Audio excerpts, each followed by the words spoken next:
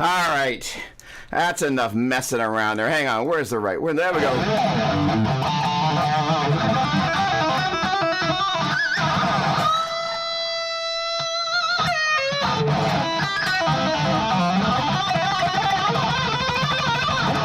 Okie dokie. Artichoke. Hold on. There we go. Come on. Get out of there. That's what I want to see. All right. Good morning. Good morning. Good morning. Chris Alexander. Hello. Hello.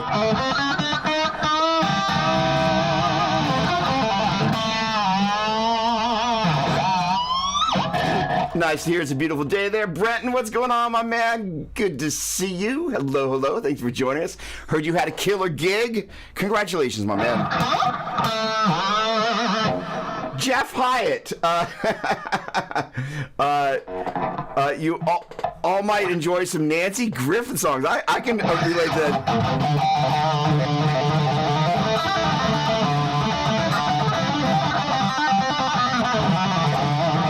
All right, Tony Librand, what's happening, my man? Come on, Gary. Gary, hello. Anton Shred, what's happening, my man? Great to see you as always. Yeah, I need to get some lessons going, man. It is sorry. Pathetic thing. Digital Viper, what's shaking? How are you? I don't know why I'm yelling, but there should be a warning on the screen. The lunatic is loose. Came in just now, got my face melted.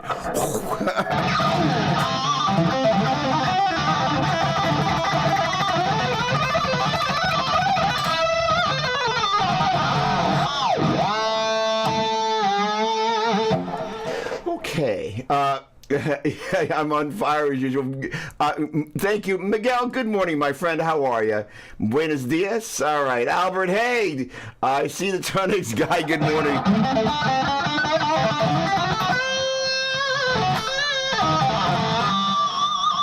Yeah, I'm kind of rocking the Tonex 1 Joe Satriani limited edition pedal, and I am loving it. Sonny, what's happening, man?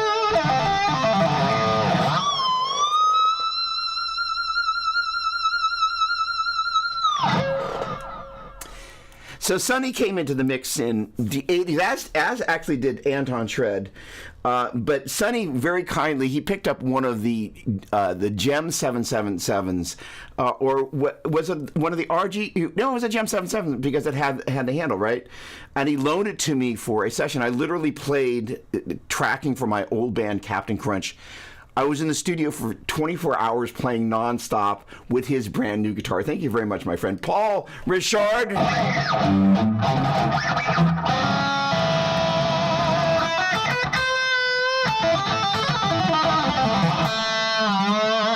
Good morning, my friend.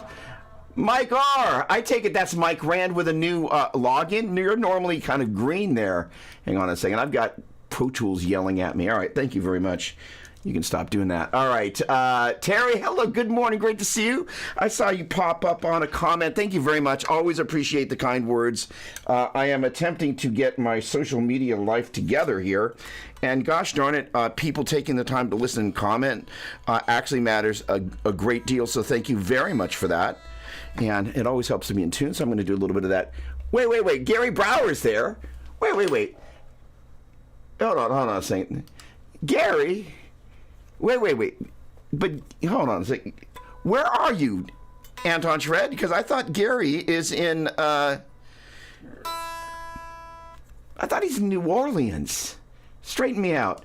Hey, what's going on, my man? Jason, what's happening?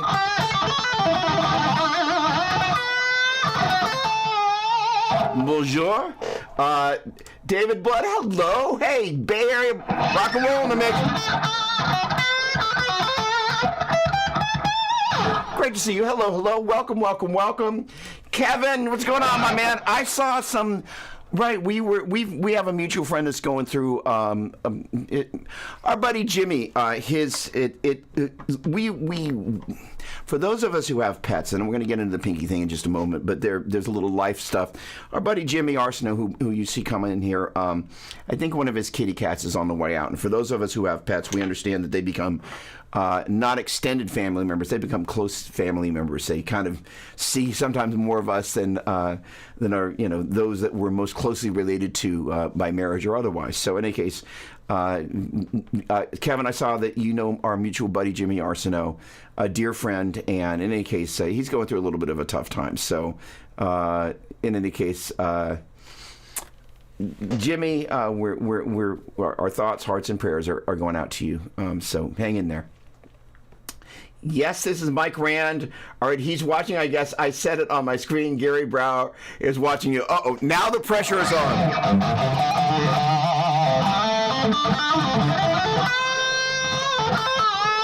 For those of you who don't know, Gary Brower is the world's greatest guitar tech. He works on Joe Satriani, Kirk Hammett, James Hetfield, has done work for Slash, Keith Richards, a veritable who's who, and every so often I have the privilege of being able to sneak in my instruments there, and he does some work for me. He's the best of the best.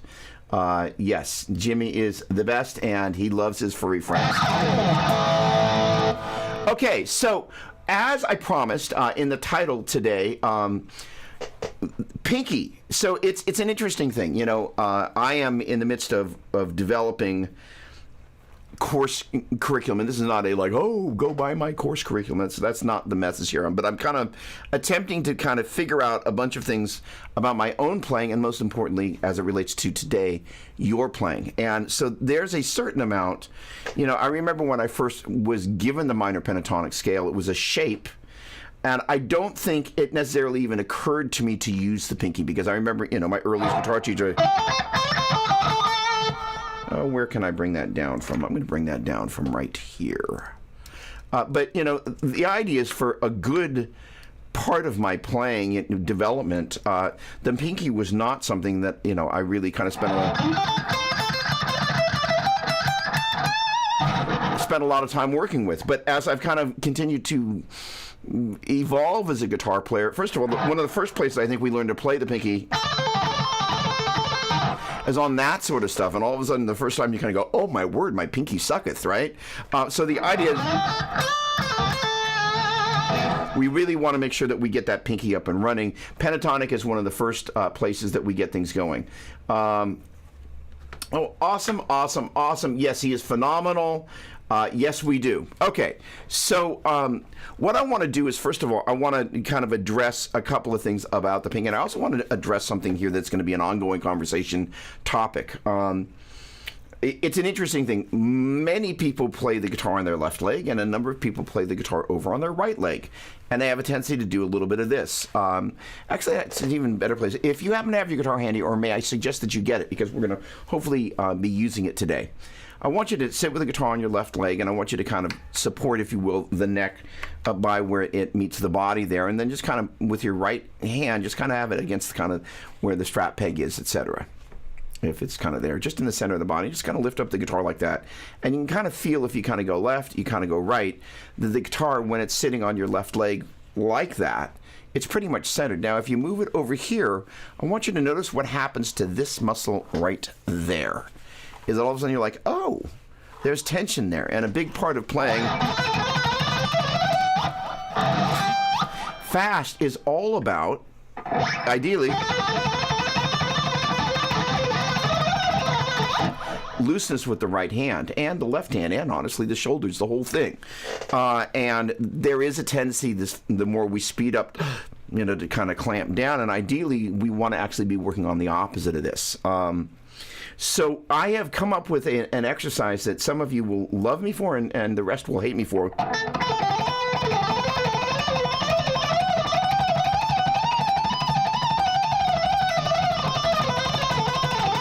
And it's a variation of the infamous, to some, 3-note per string speed exercise A. But the thing about it is leading and ending with the pinky. So there's a whole bunch of pinky work, and it's like you can't escape the pinky.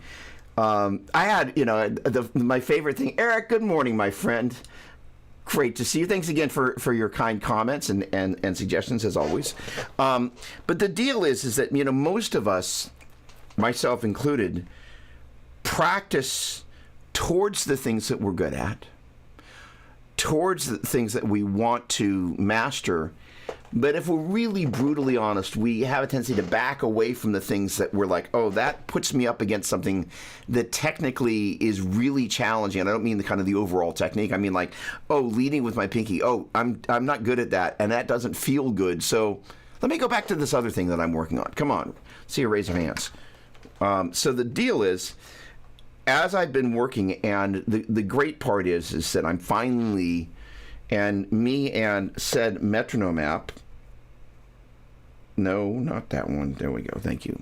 Well, that's not Tempo Trainer. That metronome app, I spent a lot of time really getting on the granular side of things, like, all right, let's get this right. And it can be brutally emotionally revealing about like, oh, this particular thing I'm not good at. And so for many people, getting that pinky separation, in turn, the pinky and the third finger for most people is really kind of like, oh, anything but that.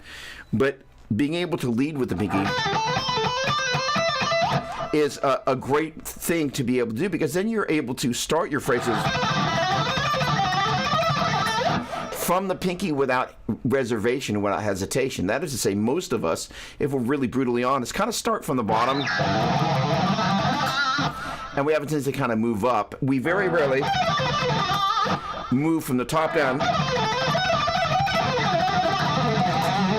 And so, my pinky has been a finger that really has taken a lot of work to kind of get really up and running. But in particular, now I'm really kind of going, well, let me not just kind of work the pinky into what I'm doing, but let me just run at the things that are difficult. So this idea here is basically taking the G major scale, as in G, A, B, C, D, E, F sharp, G, and adding an A and B on the end there.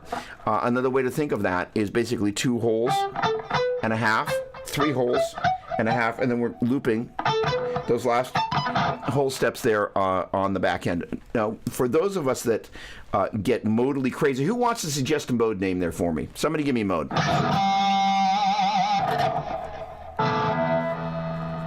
Waiting for mode name. Come on. Somebody be brave. I need a mode name. Give me a mode name other than major. Not everybody at once.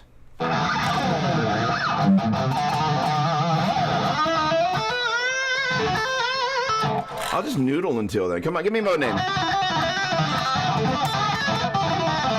All right, location, Gene Baker. What's going on, my man? Oh, Paul crept in there, but Gene, hey, what's going on, my man? There you go. Hang on, I need to give a little shout out, because right there is my Telecaster. Great to see you, my friend. One of my favorite secret weapon guitars, because it's one of my favorite secret weapons. We're gonna go with Locrian. Paul, I'm gonna get you with the Lydian later. So one of the things about seeing modes linearly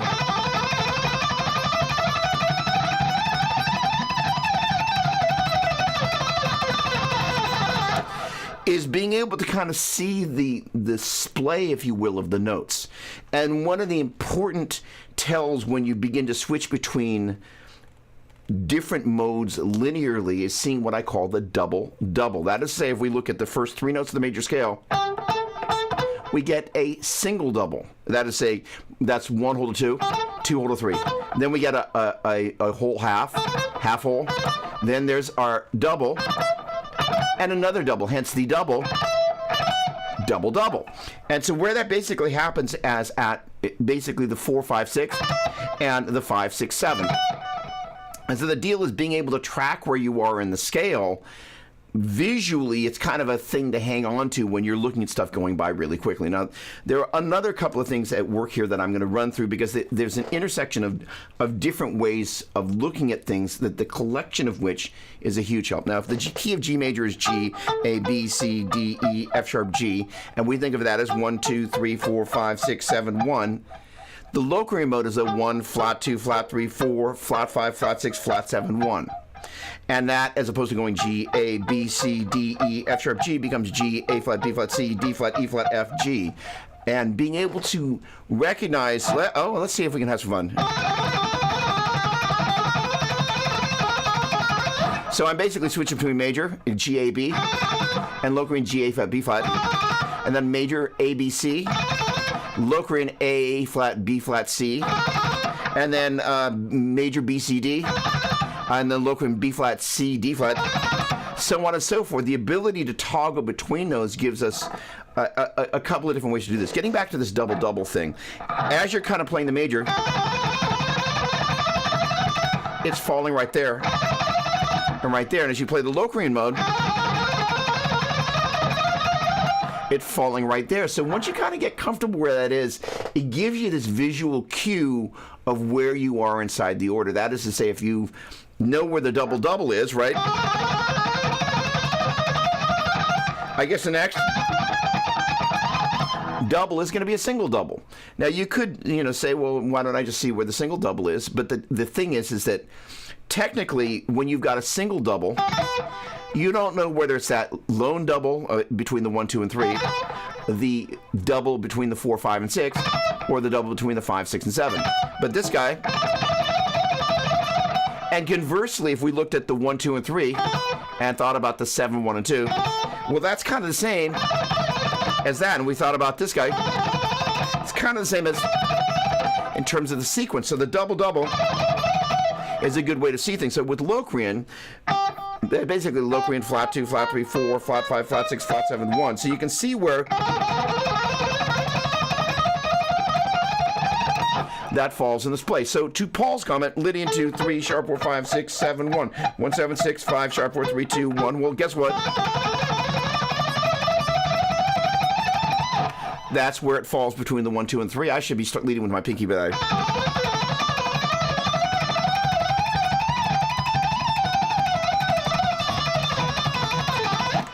And so, hence the moral of the story today. The main focus of what Lidkian, I love that. Come on, Phrygian, there we go. Thank you guys, appreciate it.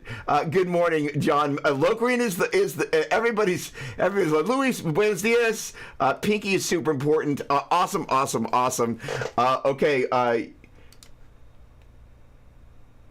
You're really correct. When I try to do a single version of mode, I always have to visualize from the bottom up. It's going to be fantastic learning division lines from the top down. Keep up the awesome work. Going over some songs for a gig this afternoon. Got to go load out. Keep it burning, and thank you. Have a great one. Gene, much love. Have a great show. And don't forget the gloves for the loadout, of course. All right. Hey. All right. So here's the deal. Again, we have a tendency to run towards the things that are easy. Most of the time, leading with the first finger makes a lot of sense. Generally, if you think about the first scale we ever learned, our 3-note per string modes, we have a tendency to lead from the low E string towards the high E string. One of the things I've been making a point of doing is getting really comfortable with taking my exercises. Generally, as I go up the neck, I'm leading from the low E string to the high string and back. And then when I get up to the octave, I kind of do a half guy.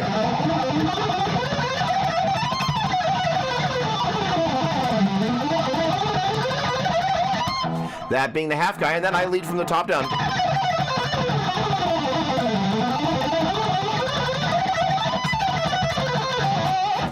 And so I'm practicing enough of the time. That's not to say I only flip around at the top there, but I'm getting very used to leading from the top down. And with the pentatonic,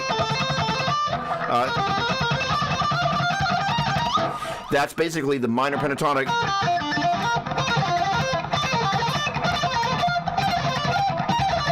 But the top two string, the top two notes.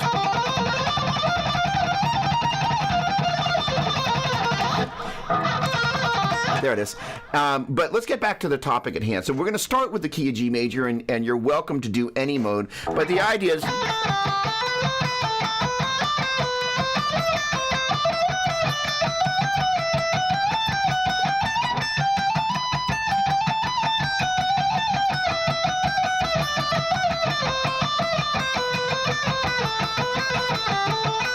so every transition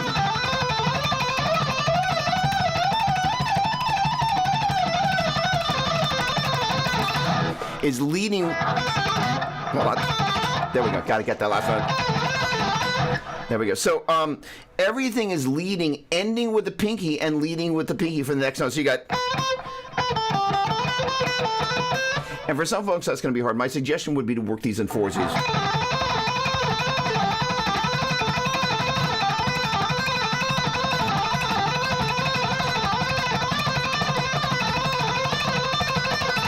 And doing each one of those 4 times. And you know, and we're not looking initially for speed.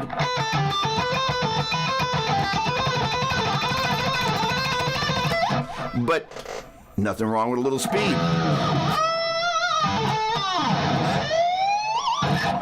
And in so doing, you're going to be much more inclined to try things leading with the pinky and be comfortable with doing the transition on the pinky. Because honestly, the pinky is kind of scary enough, but doing transitions with it is a whole other deal.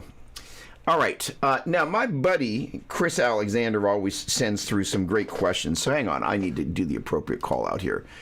So we will be touching on Chris's questions here, but I got to find that lovely photo. Where is Chris's questions? Here we go. Look at that guy.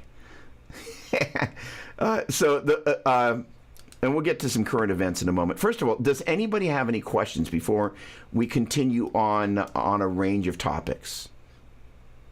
And I know it takes a little bit of time for the stream to go out, ever comments to come back in. So I am going to talk a little bit about this left leg thing. I don't quite know how it happened, but somehow I turned 60. And so the great news is that, you know, I exercise regularly, and I thankfully am in exceedingly good health.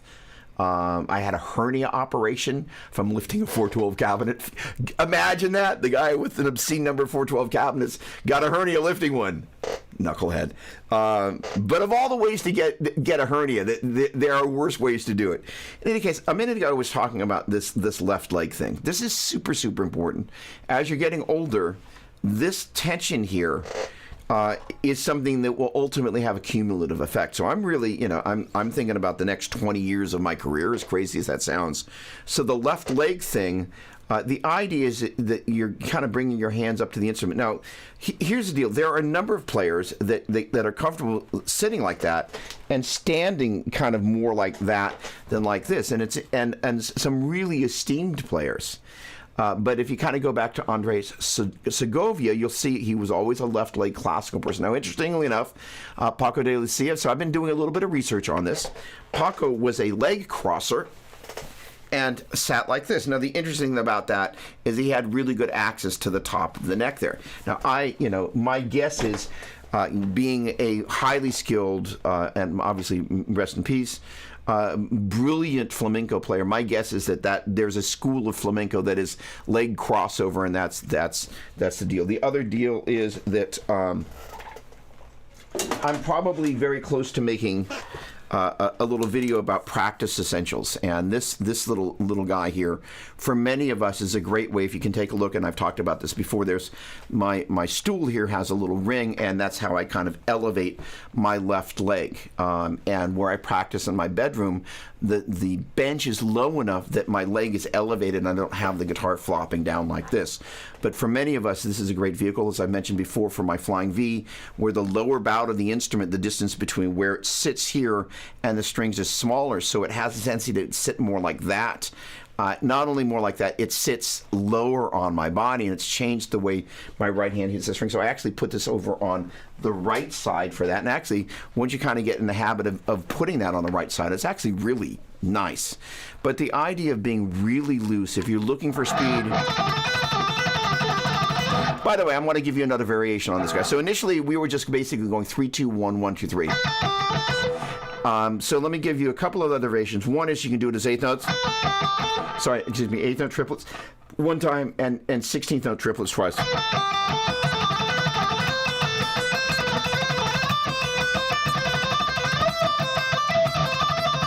And the advantage of that is you first of all get the relaxation of the eighth note triplets.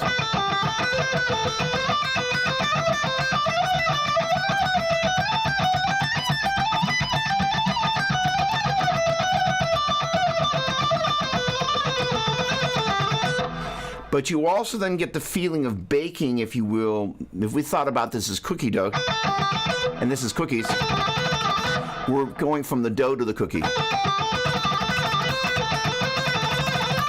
So you really get a feeling of kind of, this is what it's relaxed like when I'm playing it relaxed and slow, and this is what like when I'm really kind of stepping on the gas. And then ultimately, sorry, I played an F. And then once we really start stepping on the gas. Now another variation of this.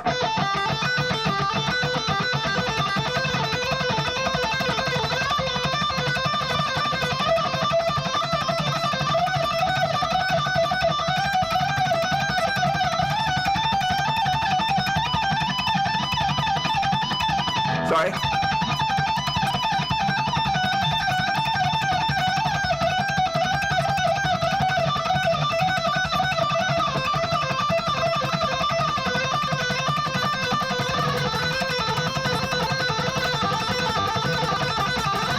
All right, we got a question here. Doug, how many picks on each note for the last version confuses you?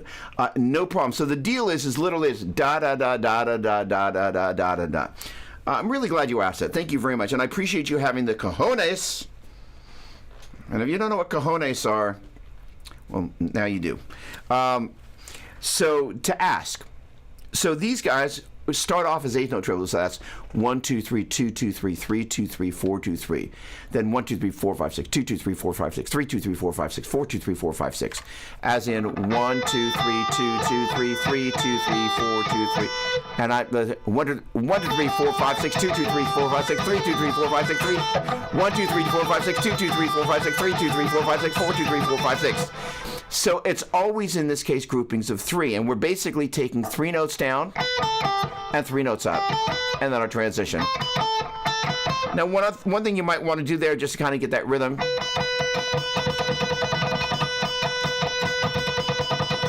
So that's 1, 2, 3, 2, 2, 3, 3, 2, 3, 4, 2, 3, 1, 2, 3, 4, 5, 6, 2, 2, 3, 4, 5, 6, 3, 2, 3, 4, 5, 6, 4, 2, 3, 4, 5, 6. And first of all, I would suggest, if you're so inclined, to actually call those out, because it really helps ground your subdivisions and your voice and your rhythm together. So that is to say 1, 2, 3, 2, 2, 3, 3, 2, 3, 4, 2, 3.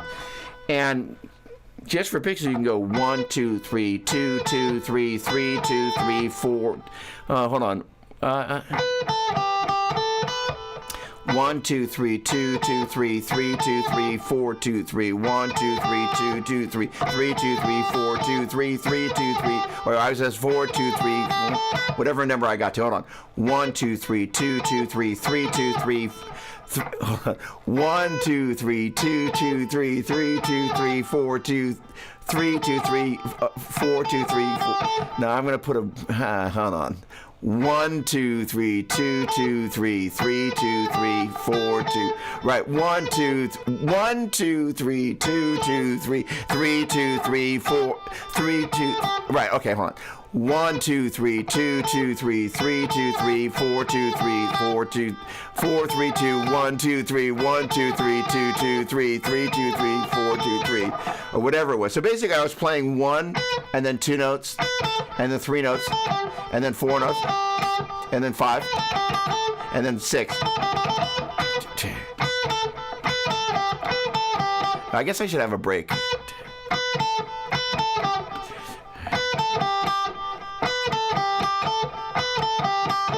And it just gets you used to finding each one of those notes. Not necessary, but it helped. Now, this other little lick here, I was going to introduce it. Okay.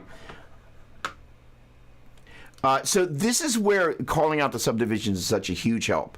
And that's where kind of going through subdivision by subdivision.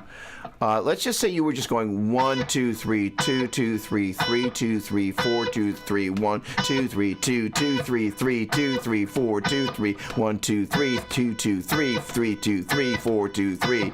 And then 1, 2, 1, 2, 3, 2, 2, 3, 3, 2, 3, 1, 2, 3, 2, 2, 3, 3, 2, 3. So there I'm kind of subdivision hopping, and that'll just get you used to doing that. Necessarily hitting this, the notes at the same. Hold on a second. Hold on. Only one of my weakest skill sets: understanding and applying the notes properly. necessary, just hitting the strings at the same time at faster pace. My bad. Okay, so the deal is again, sometimes it's good to just...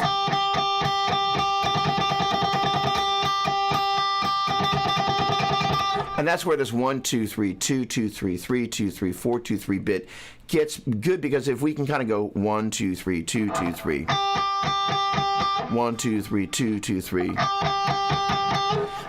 In any case, all right. So this other variation. I hope that answered your question. Okay, sorry. What I meant was each note, we of course know that's when it hit one time and then on to the next, just at a fast pace, obviously. So the deal is, the subdivision method is once through the cycle as eighth notes, and then eighth note triplets, and then twice through the cycle as 16th note triplets. Now the picking part of that is just this.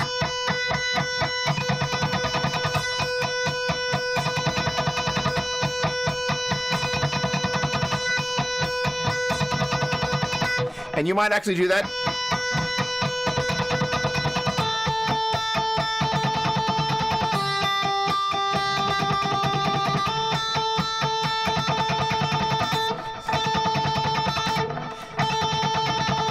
There we go. On each one of those notes, and then before you go.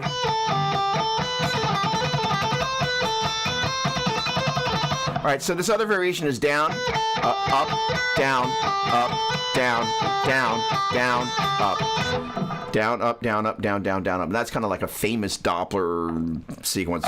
Not famous, but, you know, to my students.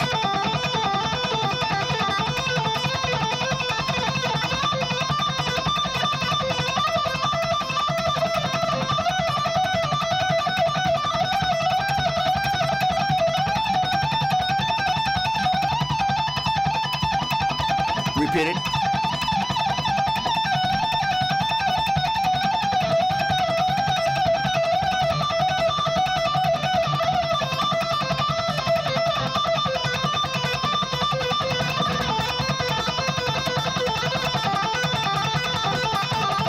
Now, somebody is going to talk about legato. Let's do it.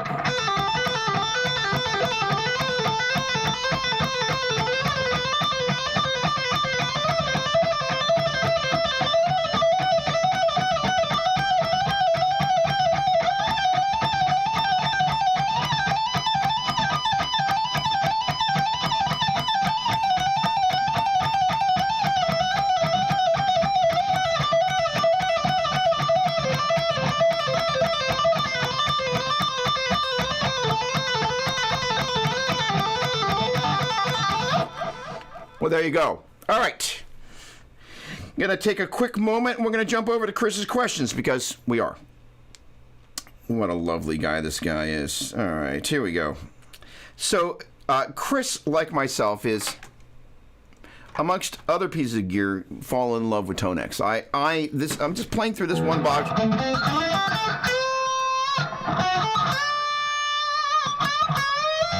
Oh, sorry.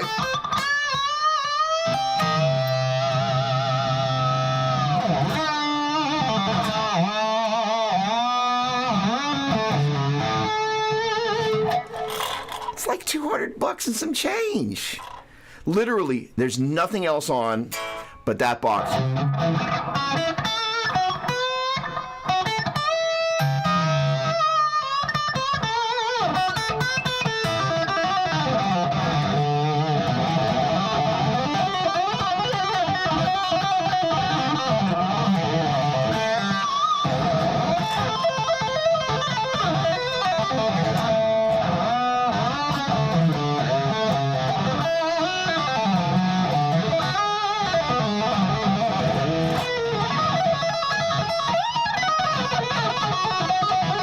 Sharp work.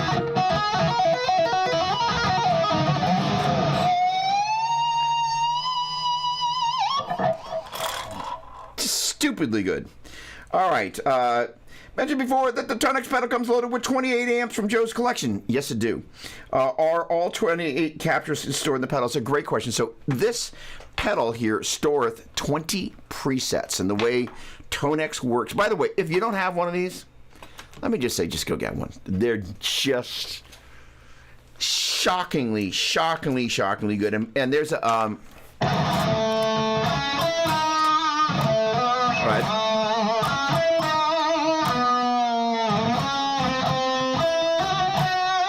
Whatever it was, I played the melody. But there's a demo that I shared the other day that's just stupidly like crazy collection of its own. All right, so you basically can store 20 presets, and there's some strange lingo that you kind of got to get away around. They don't use the word capture; they use tone models for whatever reason. It's their own lingo. So a preset, just like you would imagine, you dial in some tones, maybe add a little bit of goop on the top. That's a preset. Great. Inside the preset, the component parts are generally, you can think of the amp and the cabinet. Most of the time, those are the tone models that are at the base of it. But you can also have a tone model of a distortion pedal, anything basically you can capture with it. That is to say, any analog sound doing thing that is not a time-based delay, a little bit of reverb, those it doesn't capture, but it's got really nice effects that are built into it. So, basically there are 28 amps and some much larger number of tone models that are in the Satriani collection. It's really, really shockingly good. So basically, the pedal enables you to load kind of 3 presets ish. But the way it mainly works, it's a kind of a funny thing. When you load it into the editor, you'll see 3 presets, but generally speaking, you can, in a live use, either toggle between 2 of them, kind of hitting the pedal, the little foot switch on the pedal one time. And in this case, there's my compressed. If you want to keep your... keep your that sound. I think there's a little compression on.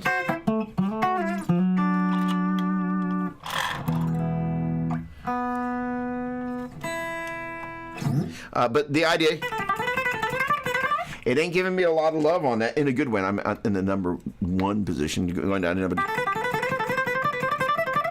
That will keep you really honest. And I've spent a bunch of time practicing with that. You ain't got nothing on it preset in there, and then I just toggle back to this guy, and all of a sudden the lights are back on.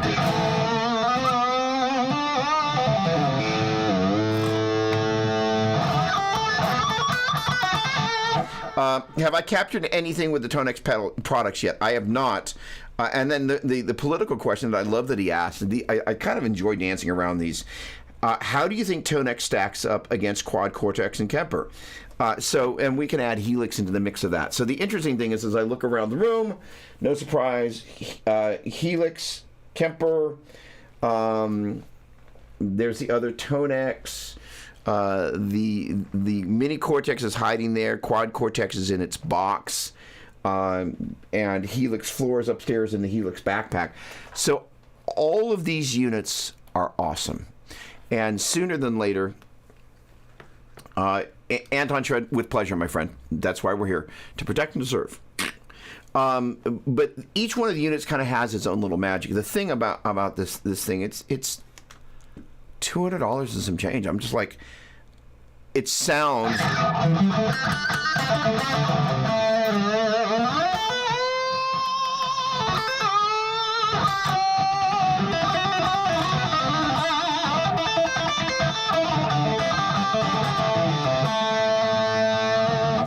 And one of my other things, I'm in number 2 pickup selection. I'm going to bring a little series parallel.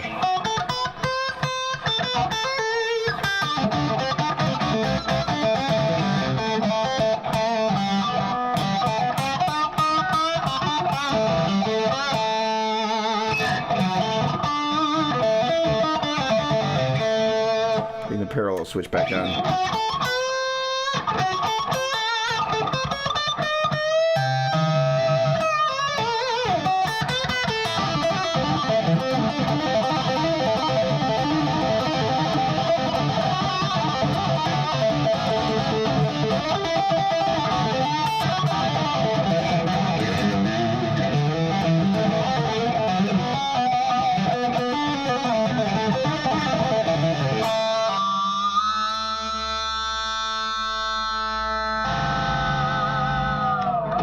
except for the little at the end. I'm playing, literally, this is the volume that I'm playing at.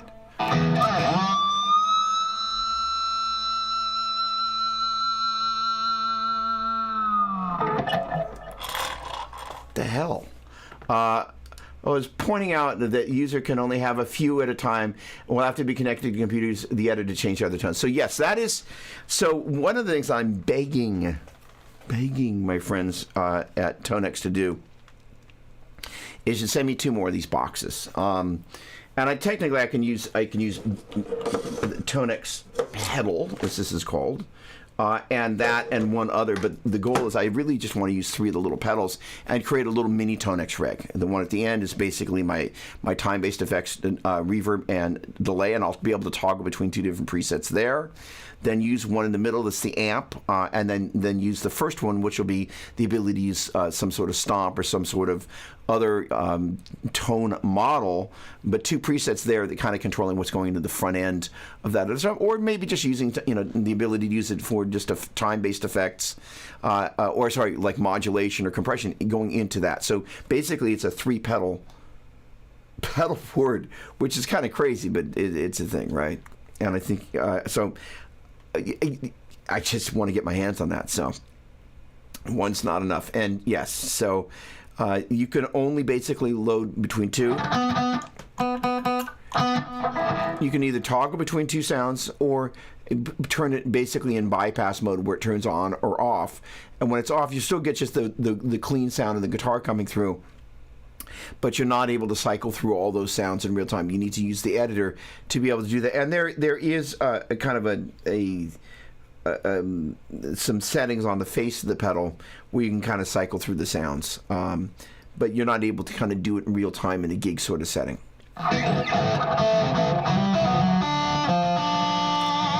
All right. Do I find the Tonex pedal, the larger unit, the big guy, to be more user-friendly? The funny thing is, I've spent time with both of them, and there was a period of time that this was kind of just, I like to live with these types of units kind of near my desktop. But the size of the footprint of this guy, the crazy thing about this, and this kind of really, for me, started with the Boss GT1000 Core.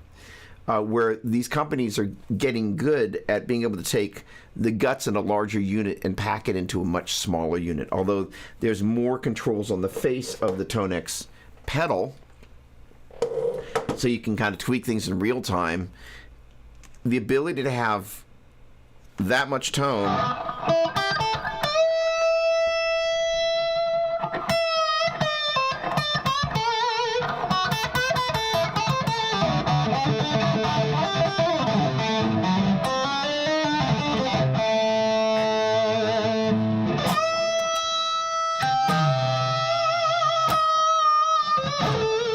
because one of the things I'm always looking for is variation.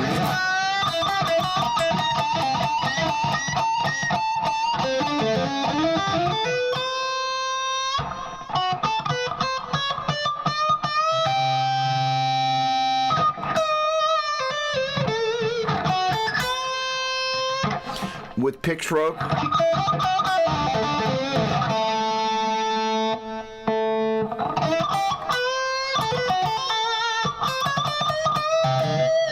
And also depending on where I've got the guitar set.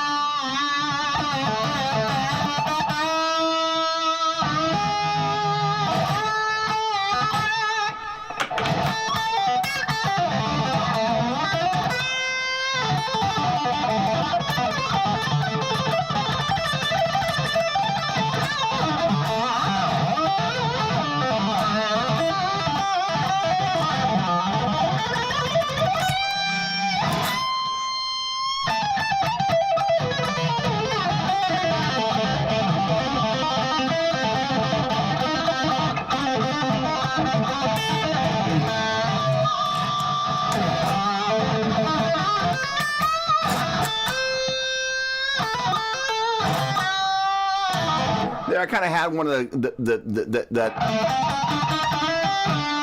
kind of cuts some of the drive.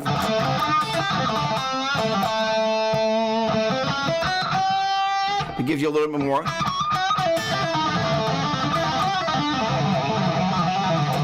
Enunciation on some of the notes. That's the number one position. Number two.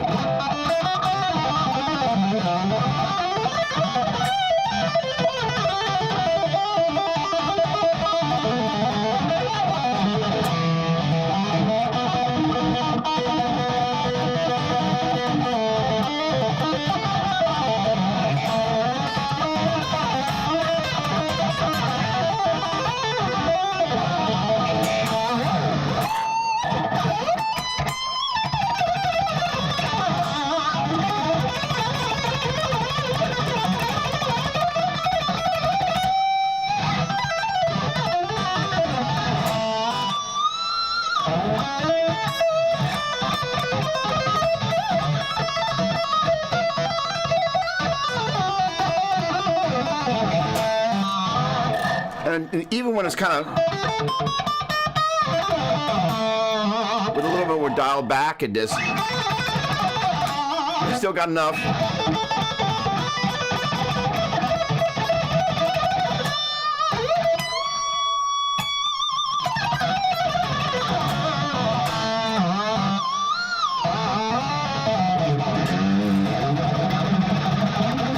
That you can dig in if you need to.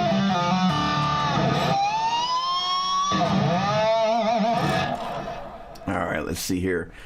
Can you push? Can't you push the foot button and alt button at the same time? I think you can, but how about definitely maybe? I should know that, and I don't. How about that? Andy, what's going on, my man? How are you? Like that photo. Thank you very much. This is a current model. This is an SM1. This is what I can tell you about.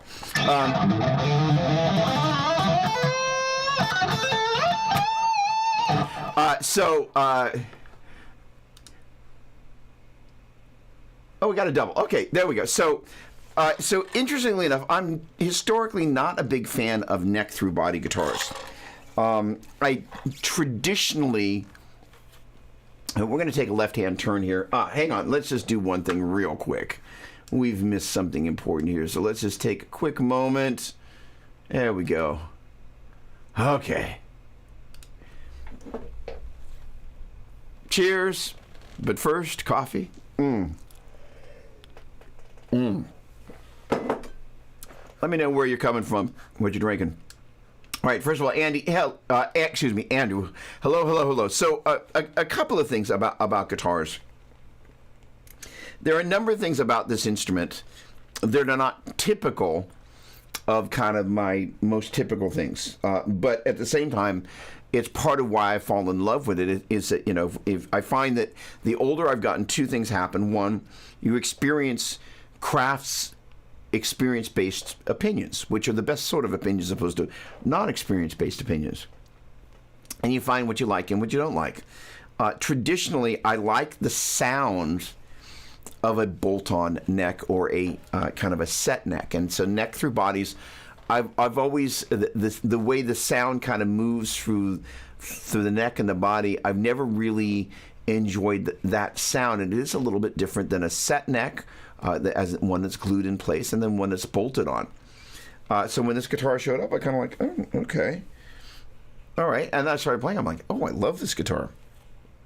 Now, one of the interesting things about this, that there's one thing that I'm not the biggest fan of, is because it's a 24 fret neck, which is a really, here's the interesting thing about all of this. Getting back to opinion, if I go up here, I'm all the way in the neck.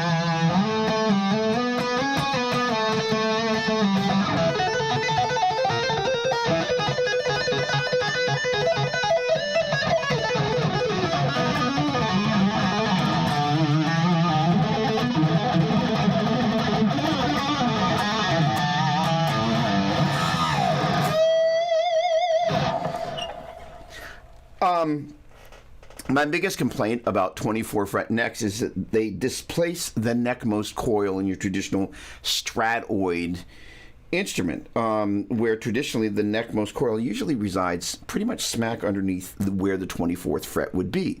So it changes the harmonic position of this pickup. And why that matters is as follows. If I go like this.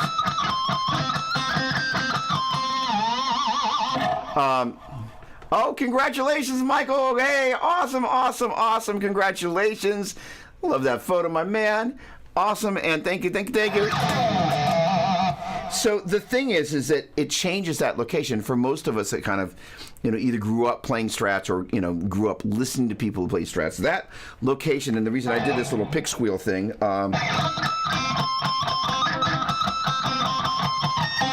that little bit of movement with the right hand indicates that if you start moving that pickup around, it's going to change the way it hears the string, just the same way where you move your pick for the pinch harmonics. Okay. Oh, awesome. Is that on Facebook? I will look for that. Awesome. Congratulations. All right. So the deal is that neck pickup thing is one of the reasons the 24th fret neck 24 fret neck pickup thing has always been but it's certainly nice to actually be able to get it.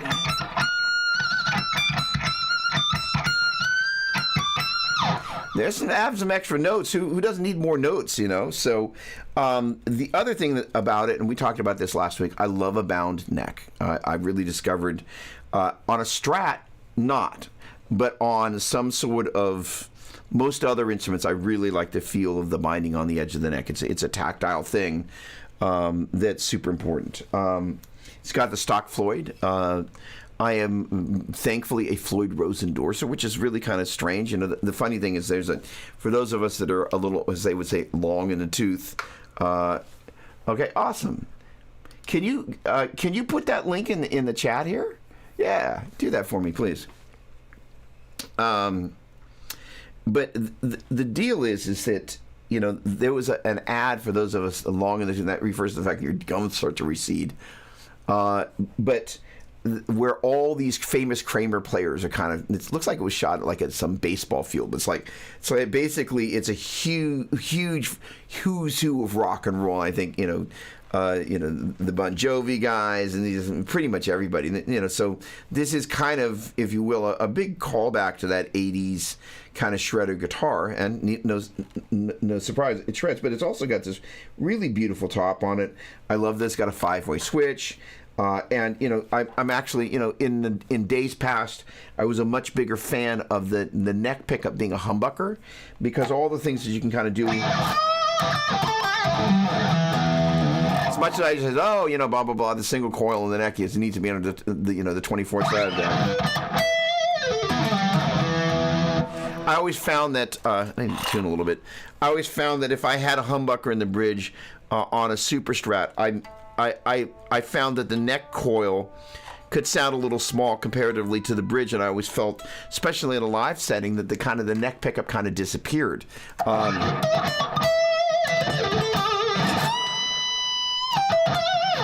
not the case on this guitar. I'm a DeMarzo endorser, but this has got Duncan's in it. Sounds great. And these are kind of rail pickups, which again, back in the I don't like rail pickups. It's like too pokey, too much output for the thing about the rail pickups. The danger is if you make them too hot, because it's kind of, instead of like a humbucking pickup that kind of hears, if you will, two windows of the string. It's hearing, although they're rails, so they are hearing two windows of the string, they're much closer together, and they can be, if you're not careful, pokey, especially if you put it down in a bridge position. However,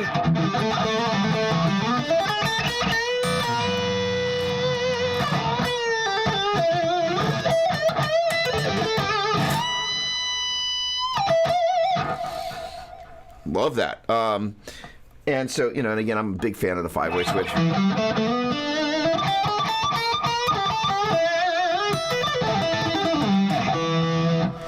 And it's just a great little instrument. Having the Floyd on my main Flying V, there we go, that guitar right there. The Floyd set up so you can't pull up on it.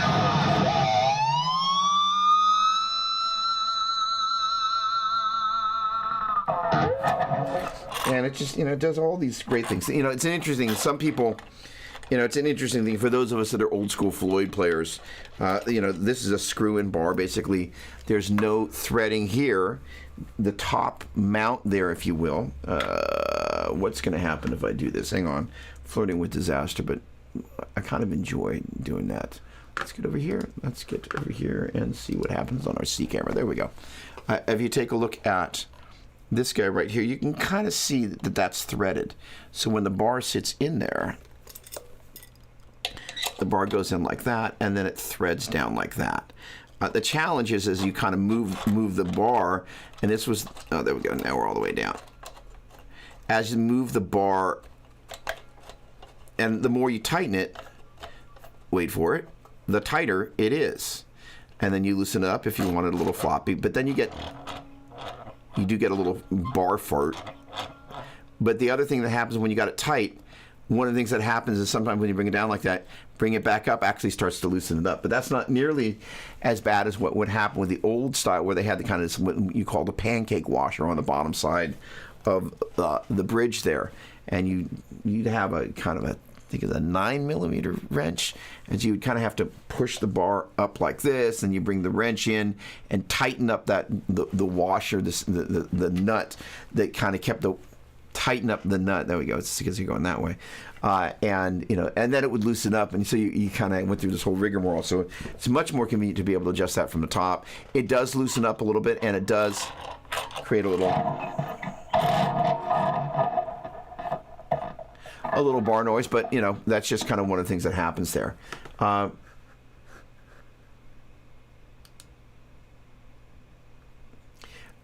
the funny thing is, fret nibs. Now, Andrew, I take it you're talking about at the very edge of the fingerboard, where the frets should, in theory, get a little bit of milling on the side of the fret. And I think that's the right term when you take a file to the edge of the fret so it doesn't kind of feel pokey. Andrew, me without my glasses, it's a dangerous thing. So I'm a member of the club. Oh, there we go. Hang on. Michael sent that link through. So I'm not going to launch that other than I'm not going to play it in the middle of the stream, but I am going to capture that. Copy text. Oh, okay. Hang on.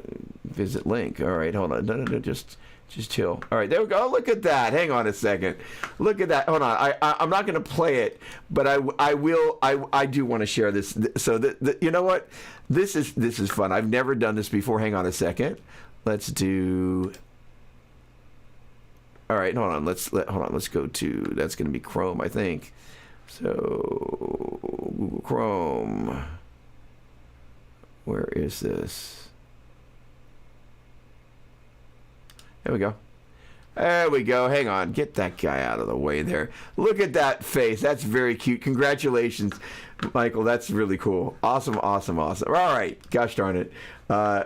Me and my bad head. Hey, you know what? There's nothing like that moment. One of the cool things is there's a guitar that came back that had to have a little repair, and it's always nice when you see that box show up. So it's a big deal. Congratulations. All right. So as it relates to the edge of the neck, it's one of the things where the edge of this neck and my number 1V are very, very, very close. And I am, it's a funny thing. Chris was asking me about toggling between, the different settings on the face of this unit. It's an interesting thing, and it's not necessarily one of my strengths. It's kind of, I find what I need to do to be able to kind of do what I need to do, and I'm not always like, let me read through every page of the manual. On some of the boogie stuff, because of the nature of some of those videos, I have to be. With this, because I spend enough time in the deep editor, I have not become as versed from the front of the pedal as I should be, and that's a weakness, and it's arguably something I should probably stick my nose in the manual and get to. Note to self, and I appreciate that, Chris. This should be a Fender scale instrument. So what's interesting, is it's nice to have, because this guitar is increasingly becoming one of the guitars I play an awful lot. And ironically, it's got this what I'm 99% positive is a series parallel switch in the bridge there, and it's a switch that has never really been something that I used an awful lot of, but because I spend as much time playing with my fingers these days.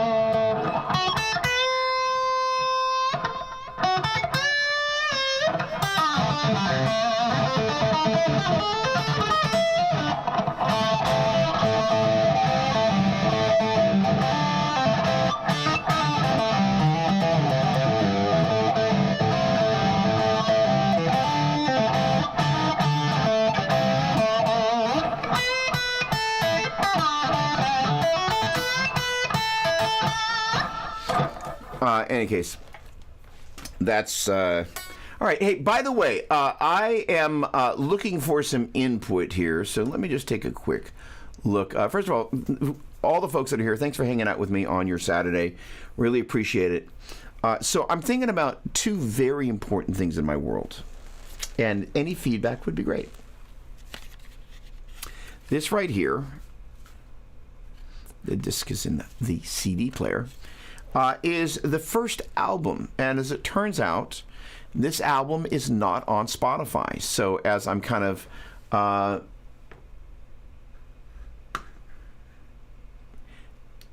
yes, and so that those kind of in between it is. And the other thing about that is, as you mess with the different, I'm in number 2.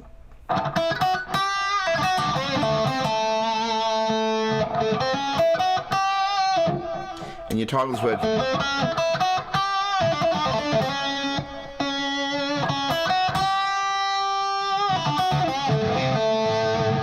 And that.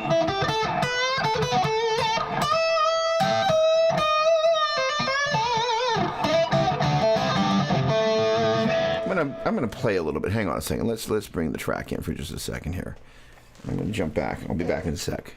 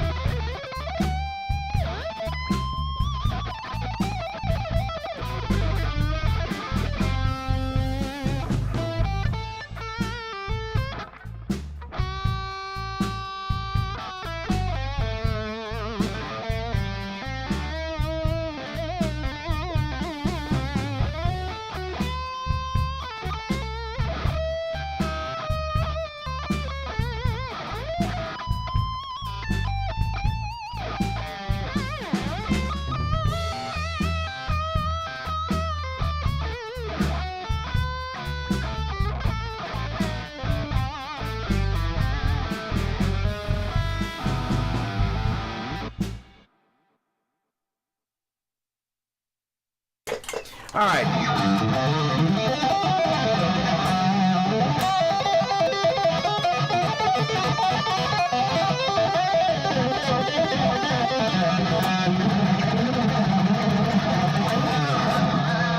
Come on. That's what I was looking for right there. All right. Gosh darn it. Okay. Yeah, so all those the different...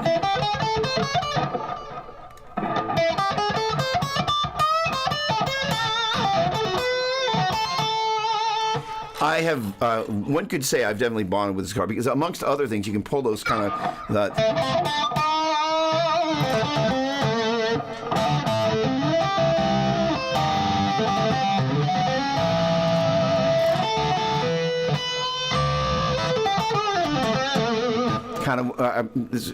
I call the guitar harmonica.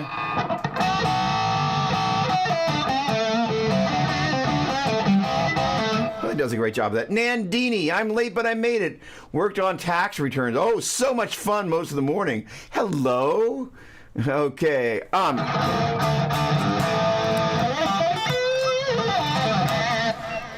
So, you know, it's an interesting thing. Boy, what a fun video. Thank you for that. I think, well, hang on. I'm going to put it in the notes. You know, it's a funny thing. Videos to make. Hang on a second. Where did you go? There we go. Videos to make. Guitar choice by component. It's a funny thing. You know, Chris, bless his dear soul, Alexander asked, I think it was last week, you know, if I would have put, no, maybe the week before, if I would have put together a custom guitar, what would it have on it? And right. And so I think a lot of people, well, actually, I don't know. Raphael, good morning, my friend. How's everything doing? Good. Oh, there we go. Mexican coffee and Mexican cocoa. There we go. Come on. Got the last little sip there. But first, coffee. Okay, so you know, the idea of separate from building a custom guitar, and, you know, so I'll just say, is it worth building a custom guitar? Great question. You know, it's a funny thing. As I will say, gosh, another video. Hang on a second. Is it worth? Gosh darn it. Building a custom guitar. I'm going to come back to the CD thing here in a minute. So building a custom guitar, you're usually buying a body that can be a little pricey. You're buying a neck that can be pricey, and you're buying all the components. Generally speaking, find an instrument that's already assembled. They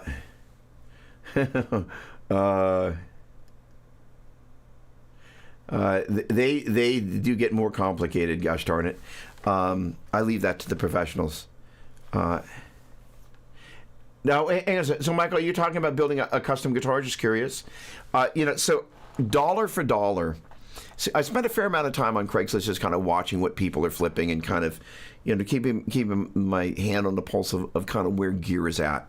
And generally speaking, when I see somebody spent, you know, the money to buy a custom guitar, they generally seem to lose money on it. They spend a bunch of money on the perfect body and the perfect neck, and then they put all the components together. Generally speaking, buying a pre-assembled guitar that has all the features that you want on it, probably better economically. So then there's nuance to that. So first of all, let me not come across like I'm being disagreeable, because that's certainly not my intent. I think first of all, let's say a parts caster, and we'll focus on the caster part. Of all the Strats that I've got in the room, none of them sound the same. And I think this is the challenge that most of us have, is when we go to put together an instrument and we go to buy an instrument, for the most part, we have a very clear idea of what we want. And I'm going to augment that little list. And what about the... So, you know, making a note here about the Strats. So all the Strats here, they sound just so different. The body wood, and there's different, slightly different thicknesses of Strats. How much of a body cut it's got, they vary a little bit here and there. What bridge and block it's got, and the pickups. But acoustically, I've never had two Strats that sounded remotely alike, which is just nuts. So part of it is, and actually I spent some time hiding over there, the Greenie reissue yesterday. Actually, it's number 2 right there, because I can tell I put black tuners on there, locking tuners, and I no two guitars sound alike, but I find that the Gibson sound more alike, and it's a real challenge. Thanks for that, Brett. Good morning to you. Nice to see you, my friend.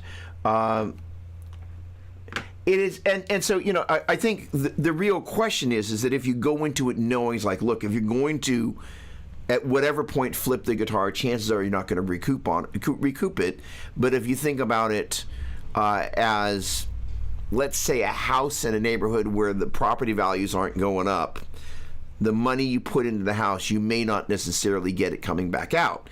But if you enjoy living there, because the funny thing is that we live in an area where homes get sold on a relatively regular basis, and you see people make the classic and they fix up the place and then they sell it, and you spend all this money just to leave. It's a very strange phenomenon.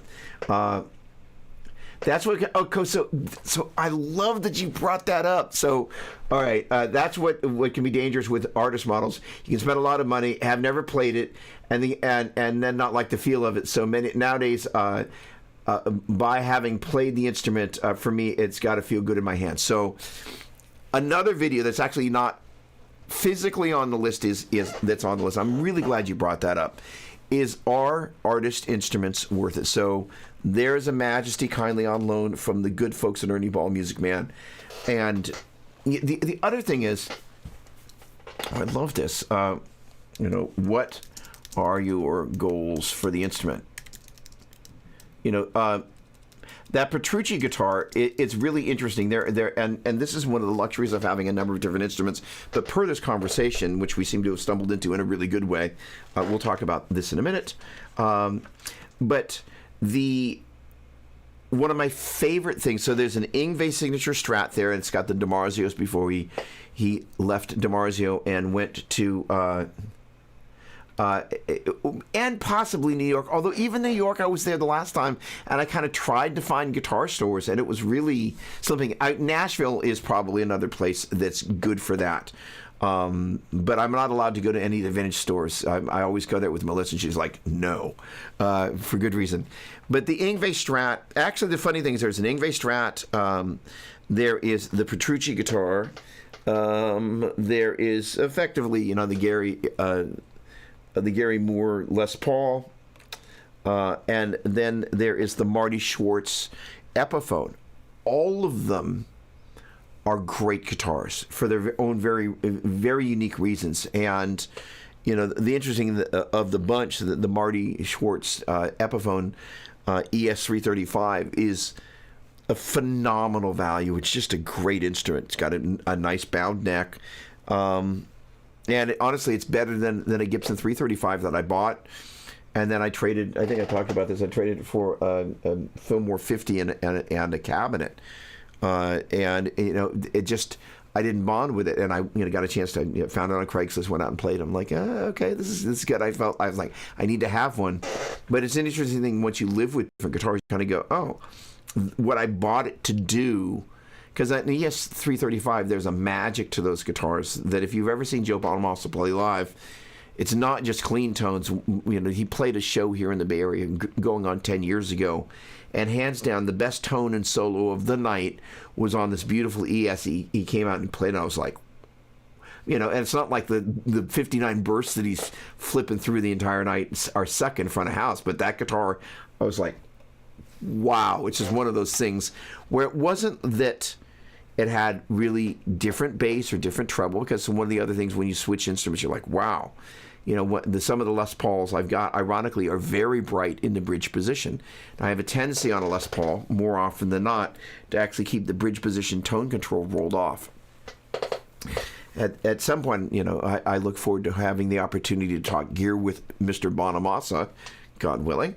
Just say, I'm kind of curious, do you find that there are Les Pauls that you have that you roll the tone control off on the bridge? Because to find that balance where the neck pickup and the bridge pickup are balanced, I find in a couple of those guitars that's the case. I've got kind of my main Goldie that kind of changed my life. All right, all that to say, our intention. So with a Petrucci guitar, for example, I think most of us that would potentially want that guitar go in with a very specific, I want to have the piezo when I do it, I want to blend it in with the magnetics, I want the bar, I want the sound. So when I use it for demos, I pick it up, and it always does exactly what I pick it up to do. So, our intention... there's something very special about those guitars. It's kind of crazy. I do own a Woody Gem. Thank you. And that guitar is currently sitting in the case.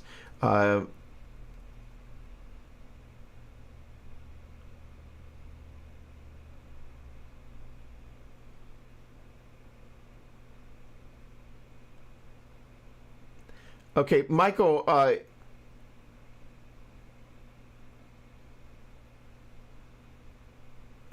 Now the 6,000. Clarify that. Oh, there we go. There we go. Thank you. You did clarify that. So this is so this is another kind of crazy part of the conversation. So, all right, to get the guitar that I want, I got to take it and take the guitar, bring it to my guitar tech, have him flatten the fingerboard and flip out the frets. Well, maybe, right? So the idea.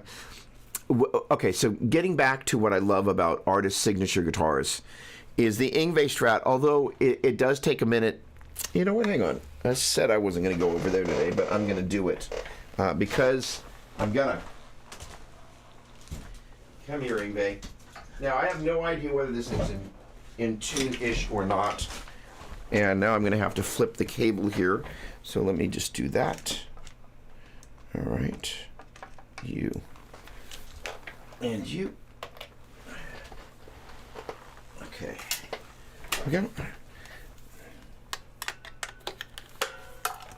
And it's going to be very interesting to hear how this sounds kind of literally with the same. Oh, you can hear the gate that's on there.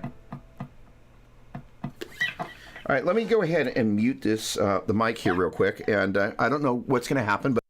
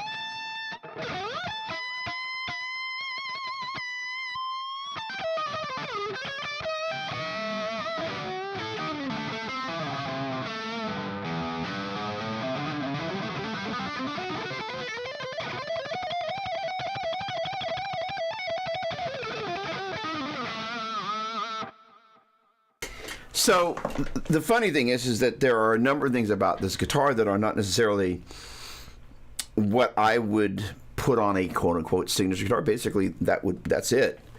But Yngwie's played so many strats and done so many things on stage that his signature guitar, all the things that it does, this is like the best production 70s strat that you could buy.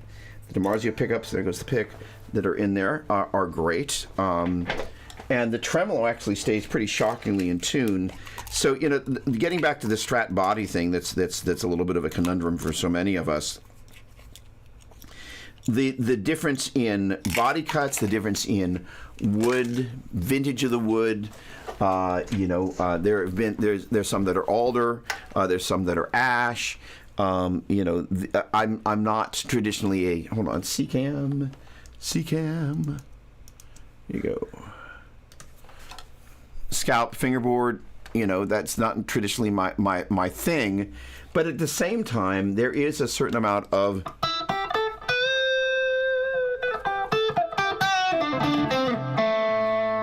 when you get used to it, because many of us are guilty of fretting the notes to the point of making them play out of tune. And one of the great things about a scallop guitar is you really kind of notice right away, and in a way that's not quite so obvious on an instrument that isn't scalloped, in that there's a moment where you fret the note and because you can't feel any body wood, you're pretty much inclined, once you feel that point of contact, to not go any further. I think there's a certain amount that when you have you can feel the fretboard there, or the fingerboard, you have a tendency to want to make contact with that as well, not just with the string making contact with the fret to the point of fretting. I think we have a tendency to press a little bit harder than we need to. And that's one of the things about these guitars, as much as it is perilous in terms of intonation. If you're not careful, it really kind of helps you be mindful of the intonation. All that to say, this guitar is one of the guitars, because there are instruments that move in and out of here from time to time. This is one of the ones that pretty much is never going to go anywhere again, because it.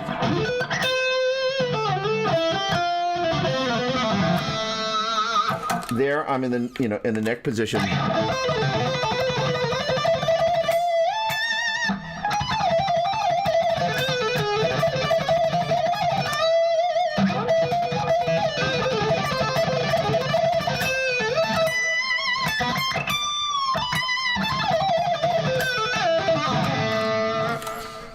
It does all the things you want. It's got enough top end,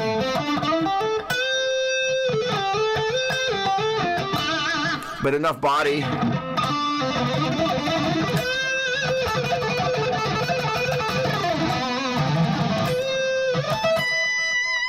And enough sustain.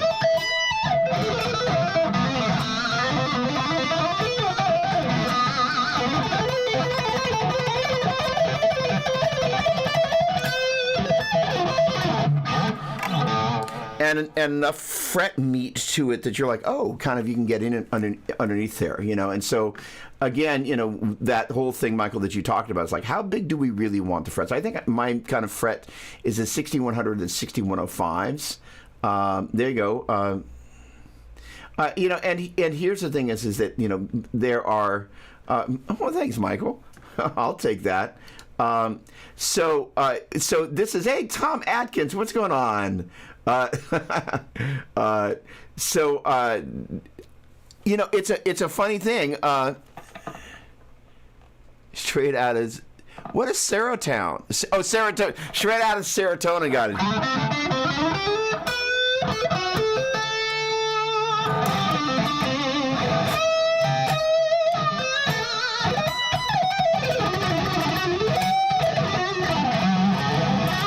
Now it does feel like it needs a little bit of a neck adjustment.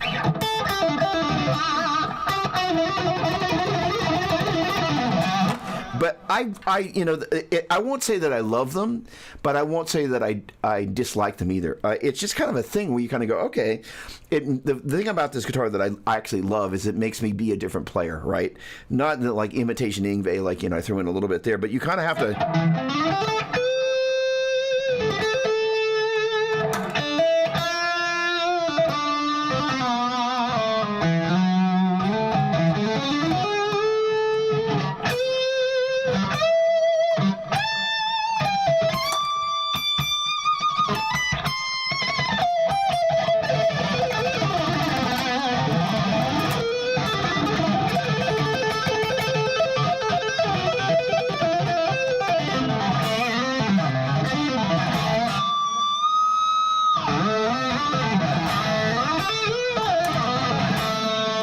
Crazy thing is, it's a hold on.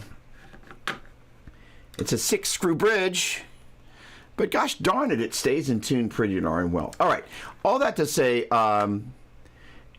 Sonia, good morning. We are in Yngwie mode. We are absolutely in. And Tom, again, always a pleasure, my friend. Drew, hey, 6100 player. So I like the feel of all right, this is my segue here because I've got to get out of here in about 9 minutes. So I am looking for some feedback. Two things. First of all, great conversation, and I love, one of my favorite things about when we kind of meandereth in the process of doing this thing that we do, whatever it is that thing is, we usually tap into some vein that is really cool.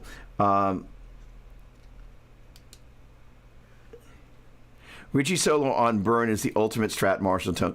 The funny thing is there is a Marshall Major here, which for those of us that are Richie Blackmore fans, one wasn't enough. Where are the 27 Marshalls? With Yngwie, I loaned them to him. So Richie Blackmore used a trio of Marshall Major stacks, which is just kind of like inconceivably loud. But talk about headroom and so on and so forth. All right. So I am two things real quick. 6105 is my favorite for intonation. Tall, skinny seems to be easier for hitting the intonation properly. By the way, I'm getting ready to, I'm going to come back to this in a hot second. I am watching the clock. I got to leave in 8 minutes. One thing that your first guitar teacher probably never told you is to play at the upper edge of the fret. If you find, a minute ago I talked about this thing.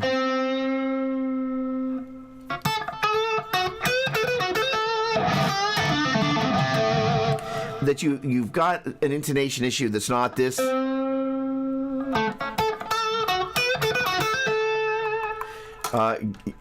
It does count.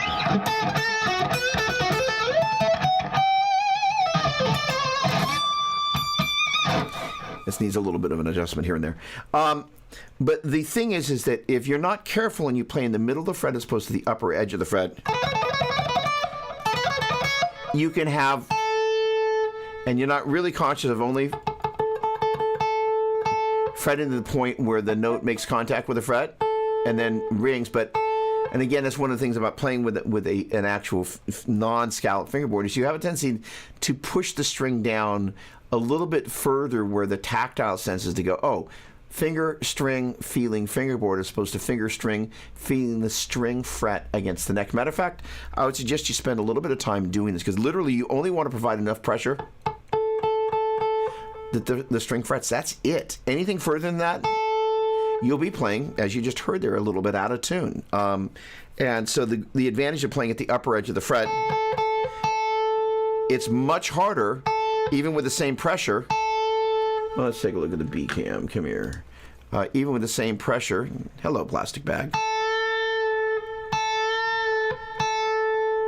To push the string sharp there. And so in terms of intonation, the other benefit of that is because we're further up the neck, the frets are a little bit closer together than when you're at the lower side if you kind of went to the opposite direction. That is, say, if I, instead of playing at the upper edge of the fret, I played at the lower edges of the fret, there's greater distance between my first finger and my second finger when they're stretched like that, when they're here, than when they're there. So, subtle stuff. All right.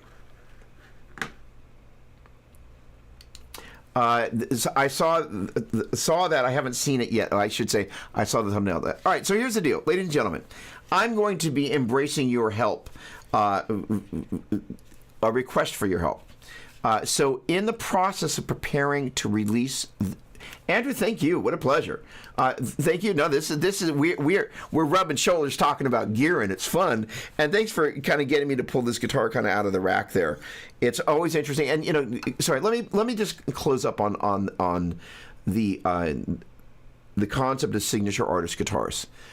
My thing about them, and this is a personal thing, is that I love the fact that it reflects all the decades of playing. So all the decisions that they made there were the equivalent of you and I making our own custom guitar with all the things that we would want on there. So pretty much everything about the instrument reflects all the instruments that have been in their collection, all the things that they kind of liked about each one of them thrown together.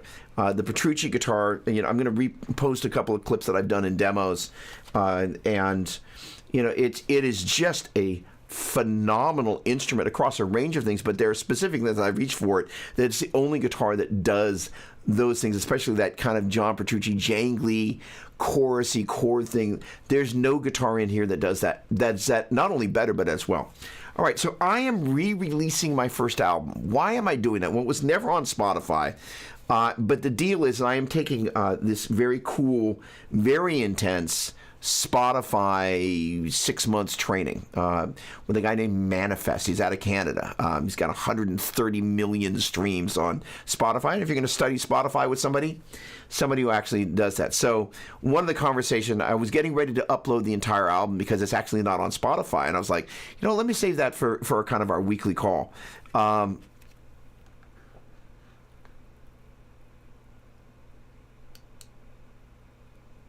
Well, we're all a contradiction. Like, shouldn't be modified. Shouldn't be modified. So we all contradict ourselves from time to time. All right. So the deal is, in the act of kind of preparing to release this next pair of albums, learning how to do things right and do things wrong on Spotify, because this album has already been released in the natural, it seemed like a really good idea, since it wasn't ever on Spotify or ever released digitally, to kind of go, hey, let's do this as a test. And it's going to allow me to, again, learn a number of things about Spotify marketing, for lack of a better word. But in any case, you may get requests saying, can you, maybe share a post or two with your friends, or I'm going to be putting together an email list, and I may from time to time say, hey, zero pressure, but say, hey, can you share this with some of your musician friends via email? But the point being is what I'm going to do. The first single is going to be a song called Self Portrait. And it's the first song on the album. And so the neat thing is we're going to be using this as a tool. I'm very fortunate. I was on this compilation, this crazy guitar compilation. I got to go in 2 minutes, so my apologies. And I did a cover of a Led Zeppelin song. You never know when you do something how it just kind of ends up being an albatross or a beacon of light. In this particular case, this particular thing is I've got a little over 1,600 monthly listeners on Spotify, which for somebody that has put as little energy into Spotify as I have to date is enormous. And it's thanks to this cover, this Led Zeppelin song that I did that's on there, that's gotten a prolific number of plays. And that's the way Spotify is. Sometimes something completely unintentional, just like YouTube, that's the one that took off, and you kind of go, okay. However, before I release the new album, it makes a lot of sense to kind of get the month of Spencer. We've been missed, my friend. Great to see you. Get the playlist action and the different things that are involved with Spotify going. So I'm going to be dropping, if I've got my date right, the first single a week from Friday. So you'll be seeing some noise about that. But if you could do me a favor and kind of support that in kind of the ways that I've suggested, that was, thank you very much. So, it was the song that kind of just, if you will, kind of blew up on Spotify. And thankfully, that still has afforded me, 1,600 monthly listeners, which is a profane number of people. So I'm getting the 1 minute warning from Melissa because I got to take her somewhere. So in any case, we're going to also, just for pits and giggles, we're going to be making this available. There's my alarm. So I am reaching out to you to say I'm going to ask for your support and your help with this. I'm not a big favor caller, but at the same time, I could use your help. So as we get closer to this, you'll probably hear me talk about this more next week. But I just want to say thank you. Appreciate you. Thanks for hanging out with me today. This has been yet another fun conversation. Again, one of the things I love about our conversation, it's like a great date, whether it's husband and wife date night, or a new date, or even like friend date. where the conversation is always great. And I love that about what we do here. So thank you. Have a great one. And